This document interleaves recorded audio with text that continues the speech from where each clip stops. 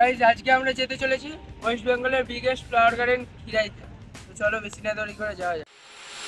সবার প্রথমে আমি এদের সবাইকে নিয়ে উঠে পড়ি একটা গাড়িতে এবং আমরা সবাই মিলে চলে যাচ্ছিলাম খিরাইয়ের উদ্দেশ্যে।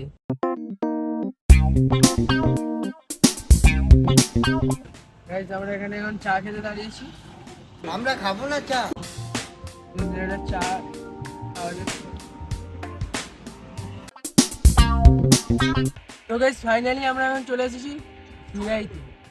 আর গাইস যেখানে আসতেই দেখতে পাই চারিদিকে শুধু ফুল আর ফুল এবং গাইস এর পাশেই ছিল একটা নদী যার জলের কালারটা guys just looking like a wow.